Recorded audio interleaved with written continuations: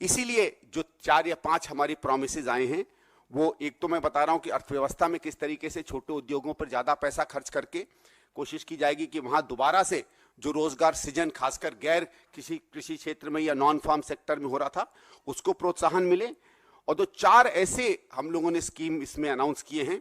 वो मदद करेंगे कि जहां जहां इन स्कीमों के कारण लोगों की जिंदगी पे कुठाराघात हुआ है उन्हें मदद मिले। एक होगा स्वास्थ्य अधिकार का। हमारी सरकार एक राइट टू हेल्थ लाएगी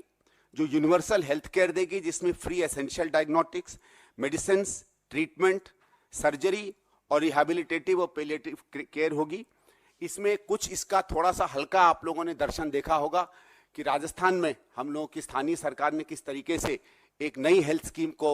जगह दी, और जब वो जमीन पर उतरी तो शायद ही कोई व्यक्ति है राजस्थान का जो आज भी, भले ही सरकार हमारी वहां चली गई हो, लेकिन इस स्कीम की सराहना नहीं करता है। बल्कि कुछ भारतीय जनता पार्टी के मंत्री लोग भी, सरकार नई मंत्री जो आए थे उन्होंने जब शपथ ली तो उन्होंने और सब चीजें जो भी कही होंगी ये कहा कि वो एक अद्भुत स्कीम थी गहलोत साहब की, और उस स्कीम से और कांग्रेस का जो राइट्स बेस्ड इनिशिएटिव रहा है उससे प्रोत्साहन लेकर ये प्रॉमिस हम लोगों ने दी है। दूसरा जो शहरी रोजगार गारंटी है, ये देखा गया कि इन सब मुसीबतों के बावजूद, खासकर कोविड के समय जब दुनिया में न केवल एक बीमारी की महामारी थी लेकिन आर्थिक महामारी लोगों में पड़ी थी, एक ही स्कीम थी जो एक बुलंद इमारत की तरह इस देश की व्यवस्था को संभाले हुए थी, वो नरेगा स्कीम थी। भले हमारे प्रधानमंत्री जी कुछ भी उस पर चाहे राजनीति कर ले, उनको भी आखिरकार उसी के सामने नतमस्तक होकर उसी का सहारा लेना पड़ा और उसी का सहारा लेके ये देश बचा।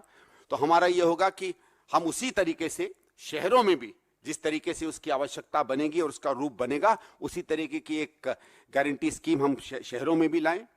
तीसरा होगा सामाजिक सुरक्षा, खासकर उन सारे असंगठित क्षेत्र के कार्यकर्ताओं के लिए, जिसमें हम लोग जो एक नई बात कही जाती है गिग वर्कर्स की, उनको भी जोड़ेंगे और इनके लिए लाइफ इंश्योरेंस और एक्सीडेंट इंश्योरेंस की नई स्कीम लाएंगे। फिर सुरक्षित रोजगार के लिए हमने देखा है कि पिछले 4-5 साल में, विशेषकर कोविड के आने के बाद और कई कोविड के बाद, आपने देखा होगा चोर दरवाजे से बहुत सी नई इन्होंने स्कीम्स लाके डाली थी। तो उन्होंने पूरा जो लेबर लॉ था उसको लेबर लॉ से हटाकर लेबर कोड्स बना दिया। और लेबर कोड का मेन होता है कि लेबर लॉ इन्फोर्सेबल होते हैं, आप उसमें कोर्ट पे ले जा सकते हैं, जबकि कोड का कुछ नहीं होता है। कोड तो नॉर्म होता है, आप चाहो तो कह लो, चाहो तो नहीं कह लो, तो उसका कोई मतलब नहीं होता। तो फिर से उन कानूनों को जिनसे सही में हमारे मजदूरों की अधिकार सुरक्षित होते हैं, वो निकाले ना जाए नौकरियों से, प्रताड़ित ना हो, उनको तनख्वाहें प्रॉपर मिलें, जितनी फैसिलिटीज उनको मिलनी चाहिए वो उनको मिले, उस तरीके के कानूनों को वापस लाएंगे। और आखिर में श्रम सम्मान में, नरेगा में हम ये बात सुनिश्चित करेंगे कि कम से कम